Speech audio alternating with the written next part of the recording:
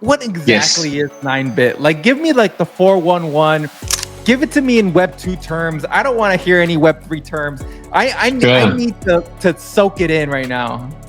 Right, right. So the 9-bit is trying to rechange the whole gaming distribution and publication model from the traditional gaming web to gaming space. So we tied up with a lot of big AAA titles, and the funny thing is, a lot of these AAA titles, whether it's Monster Hunter, which I'm pretty sure the audience played Monster Hunter this year, they did a tremendous sales of 10 billion US dollar in February. Next year, they're going to launch Resident Evil 9, which I think they're going to expect $15 billion. These are crazy numbers. But imagine, next year, if we can get even just 10% of the sales of that 15 billion, which is 1.5 billion, and our margins, let's say, is 30% of that particular sale, and we can take this 30%, which is 450 million, back to the users. Wouldn't that be something that's exciting for all the gamers in terms of rewards? Let's not talk about Web3. Web3 is just a tool. It's just an infrastructure. And Solana has the right infrastructure to support allocation of all this monetary rewards. That's immutable, that's transferable, that's transparent, it has high security features to guard the rewards the users can have literally back to their own pocket, which is their own asset. And we're going to create like kind of a new terminology for our project. It's actually, people talk about RWA here and there. We are talking about the real games world asset.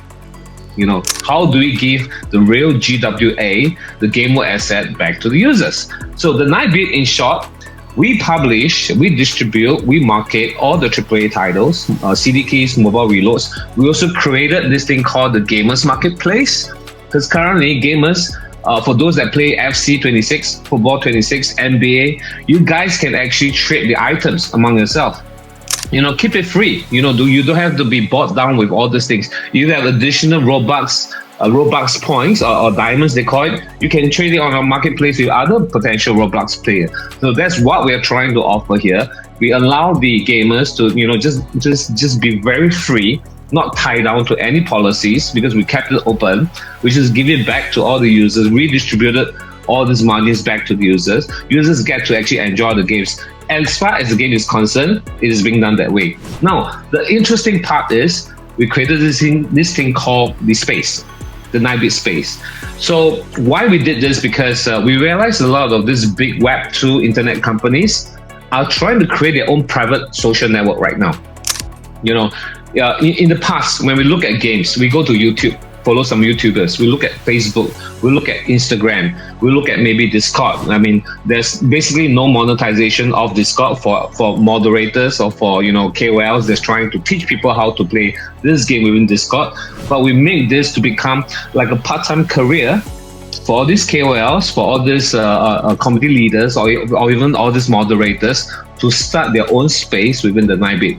It's actually a mini combo of Discord and Twitter or Instagram that we combine into one, and it allows the space owner to mine our tokens.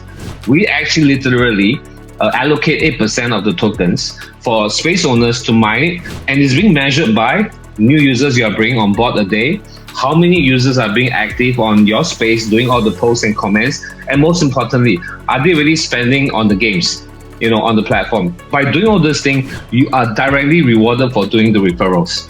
So it's a win-win situation for the leaders, it's a win-win situation for the gamers, and guess what? It's also a win-win situation for the content providers, because out of the ecosystem, we allocated quite a hefty chunk of the tokens for all these big titles.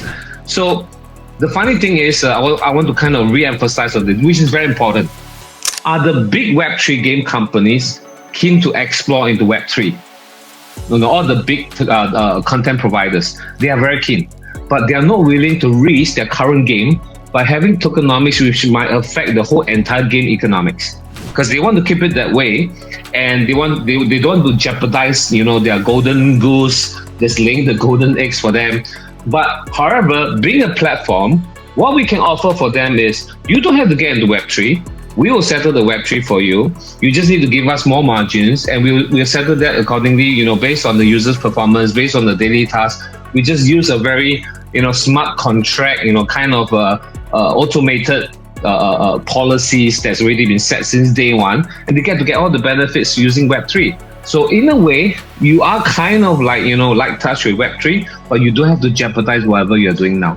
That's the reason why we managed to convince a lot of big titles like Genshin Impact, Ragnarok, Mobile Legend, PUBG. We'll bring on Delta Force pretty soon. We have like Resident Evil, Street Fighter, Capcom. We're talking to GTA. They're very keen to come in. There's so much more that's in the pipeline. It's crazy. It's crazy because we're showing that this model works.